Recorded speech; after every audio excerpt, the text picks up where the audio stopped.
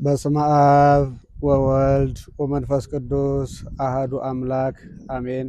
የተከበራችሁ የኦርቶዶክስ ተዋሕዶ ቤተክርስቲያን ልጆች ምእመናን ወምእመናት ሁላችሁም እንኳን ለጻድቁ ለመናኙ ለሊቁ ለቅዱስ ያሬድ ዓመታዊ ክብረ በዓል በሰላምና በጤና አደረሳችሁ።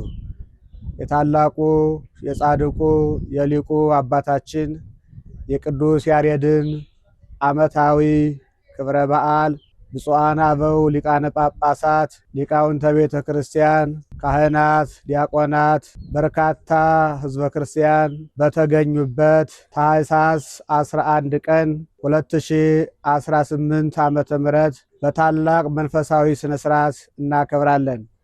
ዋይ ዜማ ዘሰማይኩ በሰማይ መላእክት ቅዱሳን፣ ከቅዱሳን መላእክት በሰማይ የሰማሁት ዜማ ይሄ ነው።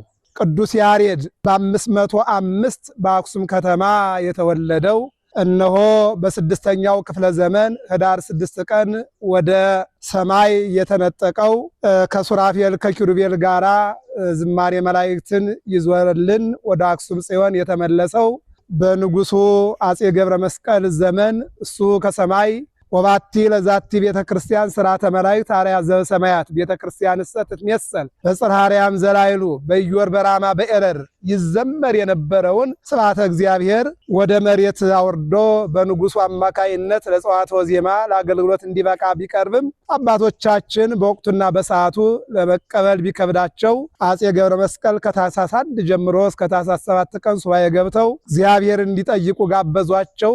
እግዚኦ እያሉ ምህላ ገብተው በሰባተኛው ቀን ዘበመስቀሉ ተቀነወ ወበነቢያት ተሰብከ መላእክት ወሊቃነ መላእክት ሰብህዎ ኪያሁ ንሰብክ መድህነ የሚለውን ቃለ እግዚአብሔር አይተውና ተመልክተው ከታኅሳስ 7 ጀምሮ እስከ ታኅሳስ 13 ስብከት ይባላል። በዚህ ውስጥ ላይ ሙራደ ቃል ተብሎ ለዚህ ታላቅ ክብረ በዓል እነሆ በደብረ ይባቤ ቅዱስ ያሬድ ታላቅ ክብረ በዓል ይቀርባልና ስለሆነም ሁላችሁም ቅዱስ ያሬድ ለቤተ ክርስቲያናችን ብርሃን፣ የቤተ ክርስቲያናችን መገለጫ፣ የሀገርን ባለውለታ ስለሆነ ሁላችሁም መታችሁ ብቸኛ በሆነው በአዲስ አበባ በቂርቆስ ክፍለ ከተማ በወረዳ 3 በአጎናና በመስቀል ፍላወር መካከል ደብረ ይባቤ ቅዱስ ያሬድ ቤተ ክርስቲያን ይገኛል።